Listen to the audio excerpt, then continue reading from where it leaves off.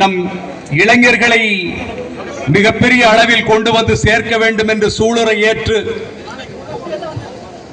இந்த முக்குலத்தோரில் எத்தனையோ தலைவர்கள் உதித்திருந்தாலும் நமக்கு கடைசியினுடைய பேராயுதமாக நம்மளை காப்பாற்றுவோம் கலசமாக வந்து கொண்டிருக்கின்ற எசக்கி ராஜா தேவர் அவர்களுடைய பிறந்த நாளை முன்னிட்டு சீரும் சிறப்போடும் கூற்றுடந்து மேல்வரினும் கூடி எதிர் நிற்கும் ஆற்றல் அதுவே படை, அதுவே முக்குலத்து படை என்கிற அடிப்படையில் காலையிலிருந்து இன்றைக்கு எல்லோரும் வந்து வாழ்த்தி கொண்டிருக்கிறீர்கள்.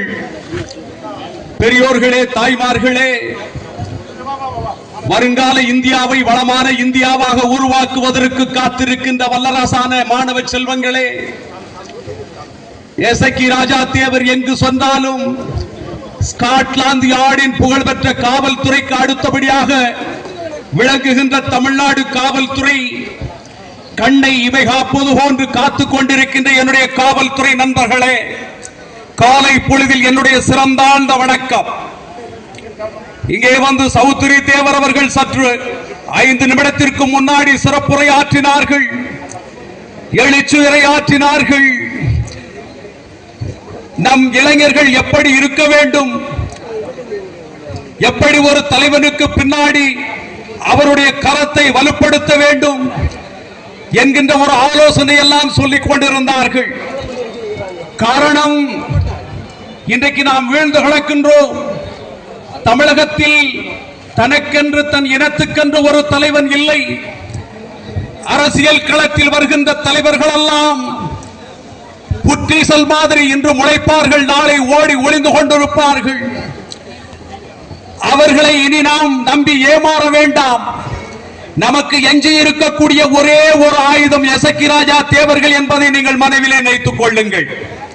இளைஞர்களே, அவர்கள் எதிர்பார்க்கின்ற சில விஷயங்கள் எசக்கி ராஜா தேவர் அவர்கள் நம் இளைஞர்களுக்கு ஊட்டுகின்ற யோசனை, அவர்கள் காட்டுகின்ற வழிகள், சாராயத்தை குடிக்காதீர்கள், மதுவை அருந்தாதீர்கள், போதை பழக்கத்திற்கு ஆளாகாதீர்கள்.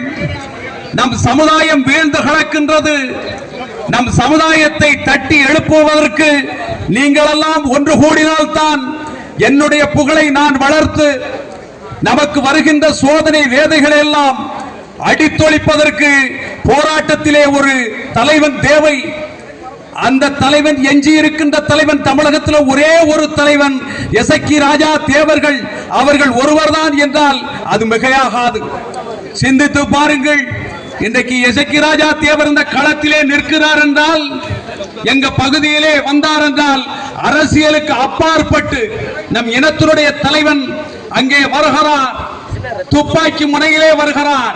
சீரிப்பாயும் குண்டுகளாக நாம் எல்லாம் சேர்ந்து வரவேற்போம் என்கிற அடிப்படையிலே எசக்கி ராஜா தேவர் அவர்கள் வரும்போது அவர்களுக்கும் அவர் படைகளுக்கும் என்ன ஒரு மதிப்பை கொடுக்க வேண்டுமோ அந்த மதிப்பை கொடுத்துக்கொண்டு அவருடைய புகழை வளர்ப்பதற்கு களத்திலே நாம் எந்நாளும் தயாராக இருக்க வேண்டும். எசக்கி ராஜா தேவர் அவர்களுக்கு வயசு இளமைதான். இன்னும் எத்தனையோ ஆண்டு காலம் என் இனத்துக்காக போராடுவதற்கு களத்திலே வருவார். தன்னம் தனியனாக நின்று நாம் களத்திலே போராடினால் சட்டத்திற்கு முன்னாடி தண்டிக்கப்படுவோம்.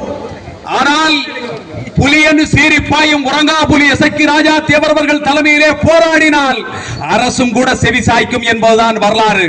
இளைஞர்களே, சிந்தித்து பாருங்கள். நாம் தன்னம் தனியனாக நியாயமான முறையிலே எங்கு சென்றாலும் போராடினாலும் அதற்கு சரியான விடை கிடைப்பதில்லை.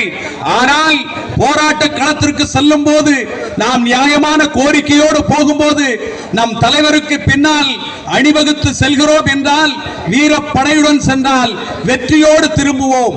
அந்த நிலைக்கு இன்று தமிழகத்திலே தன்னிகரற்ற ஒரு தலைவனாக வந்து கொண்டிருக்கின்ற எசக்கி ராஜா தேவர் அவர்களுடைய புகழை என்றென்றும் வளர்ப்பதற்கும் அவருடைய களத்தை வலுப்படுத்துவதற்கும் ஆயத்தமாக இருக்க வேண்டும். மனசிலே நெஞ்சில் பதித்துக் கொள்ளுங்கள். நம் சமுதாயத்தை புறக்கணிக்கிறார்கள்.